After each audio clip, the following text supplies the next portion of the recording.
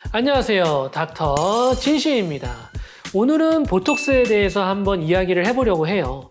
여러분들이 너무나 잘 아는 보톡스, 보툴리눔 톡신, 근육 속으로 들어가서 근육을 수축시키거나 근육을 못 움직이게 하거나 독소작용을 하게 되는 거죠. 보톡스는 우리 얼굴에 있어서 이마, 미간, 눈가, 턱, 승모근 여러 군데에 맞을 수 있는데 오늘은 여러분들이 가장 흔하게 맞는 턱 보톡스에 대해서 말씀을 드리도록 하겠습니다.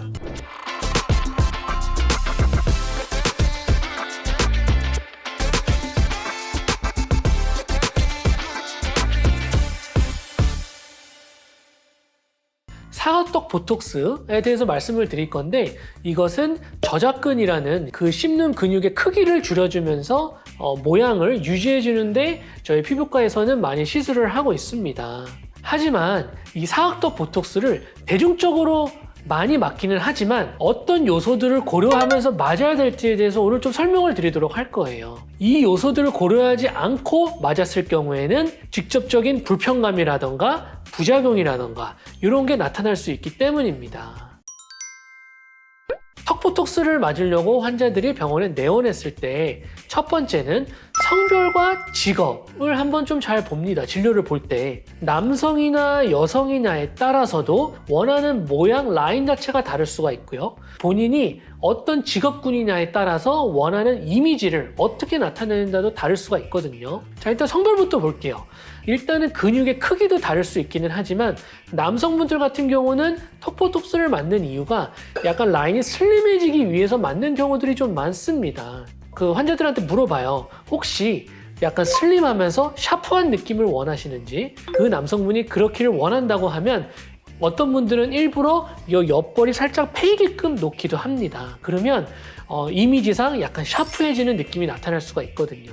여성들 같은 경우는 남성들과는 달리 샤프해지는 느낌을 좀 싫어하는 경우가 많아요. 예를 들면 그게 어떤 얼굴형이냐에 따라서도 다를 수 있겠지만 옆볼이 패이거나 그랬을 경우에는 나이가 더 들어 보이거나 조금 얼굴이 길어 보이거나 또 너무 뾰족하게 보여서 이미지 자체가 좀 성격이 그대로 나타나는 이미지가 될 수도 있기 때문에 여성분들은 너무 샤프한 거를 조금 선호하지 않는 경우들도 많으세요. 그리고 또 하나는 직업인데 제가 이제 만나본 환자분들 중에서 어떤 분들은 배우분들도 있고 모델분들도 있고 아니면 전문직인 분들도 있고 CEO들도 있고 그런데 이 각자의 처해 있는 상황에 따라서 본인이 원하고자 하는 이미지가 다를 수가 있어요.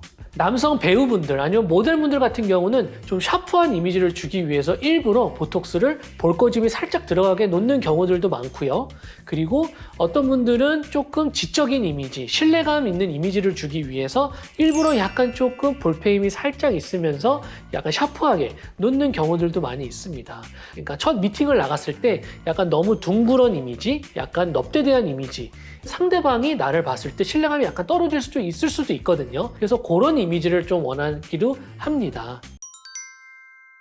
두 번째는 앞볼 꺼짐입니다. 앞볼이라고 하면 이 부분이에요. 이 부분이 이제 꺼져 있으신 분들이 계세요. 원래 약간 선천적으로 앞볼이 꺼져 있으신 분도 계시고 체중이 빠지면서 얼굴살이 빠지면서 여기도 빠지시는 분들이 계세요. 근데 여기가 빠져 있는데 턱 보톡스를 원하셔서 맞으셨어요. 근데 앞볼 꺼짐과 옆볼이 꺼져서 연결이 된다고 하면 해골처럼 보일 수가 있기 때문에 대부분 그렇게는 선호하지 않고 저도 그렇게 맞기를 추천을 드리지는 않습니다. 여기를 줄이고 윤곽을 좀 살리는 대신에 예를 들어 필러라던가 콜라겐 스티뮬레이터 같은 약물들로 볼륨감을 줘서 그렇게 되면 윤곽도 살고 앞에 볼륨감도 살고 훨씬 더 동안으로 보일 수가 있는 거죠.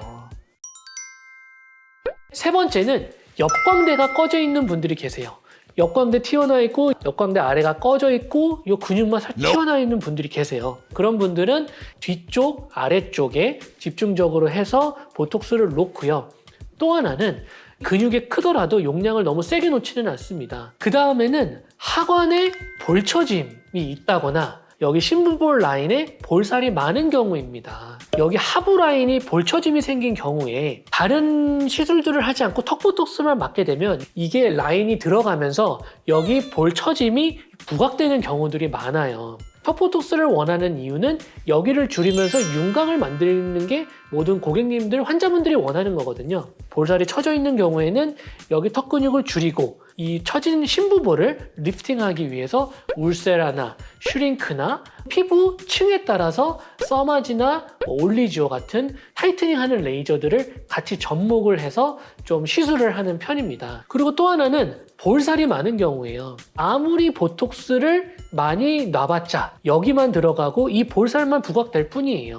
또 하나, 턱 근육 위에도 지방이 많으신 분들이 계세요. 그래서 이런 분들은 감별을 잘 해야 돼요.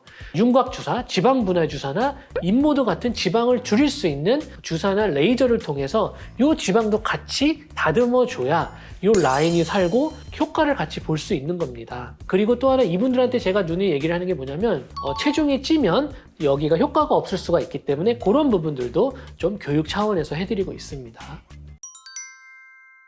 그리고 다섯 번째는 이게 근육 때문인지 아니면 침샘 때문인지 또 감별하는 포인트가 되게 중요하세요. 침샘이라고 하면 일단은 요 귀 뒤에 있는 귀밑샘이 있을 수 있고 이중턱에 있는 턱밑샘이 있을 수가 있고 또 입안에 있는 설화샘, 여러 가지 침샘들이 있는데 앙 깨물었을 때 근육이 튀어나오시는 분들 플러스 뒤쪽에 침샘이 있는 분들이 계세요. 맨 처음에 오셨을 때는 그래서 근육을 먼저 잡아보면서 근육이 있는지 확인을 하고 또 하나는 그분의 과거력이라던가 음주력 아니면 야식 이런 거는 어떤지를 한번 좀 물어봐요. 귀밑샘이 나오신 분들의 특징이 뭐냐면은 특히 이제 남성분들이 회식이 잦거나 아니면 야식을 많이 드시거나 체중이 있으신 분들 같은 경우 귀밑샘이 좀 발달되신 분들이 있어요. 선천적으로 된 거 말고 턱과 침샘에도 같이 보톡스를 시술을 하는 경우도 있죠. 또 그분들한테는 식습관이라던가 생활 습관 자체도 중요하기 때문에 그 부분을 또 교육을 해드리기도 합니다. 여섯 번째로 근육량이 많은가 적은가를 판별하는 게 중요한 포인트가 될 것 같습니다.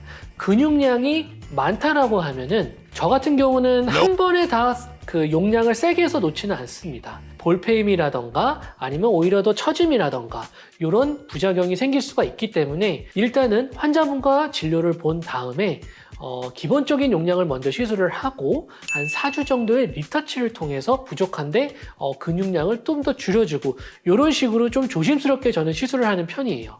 그리고 또 하나는 근육의 크기가 큰 사람 같은 경우에는 사탕볼 현상이 나타날 수 있어요. 보톡스를 맞고 나서 여기가 사탕을 문 것처럼 볼록 튀어나오는 현상을 사탕볼 현상이라고 하는데 이런 현상들은 보톡스가 이 부분에 조금 덜 들어갔거나 해서 생길 수 있는 현상이거든요. 언제든지 다시 내원을 하시면 그 부위에 용량이 조금 더 들어가서 해결할 수 있는 현상들입니다.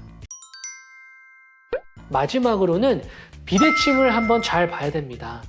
얼굴 반쪽으로 나눴을 때 피부 처짐도 그렇고 근육의 움직임도 그렇고 씹는 근육에 따라서도 제가 봤을 땐 80~90% 이상은 한쪽이 더 큽니다.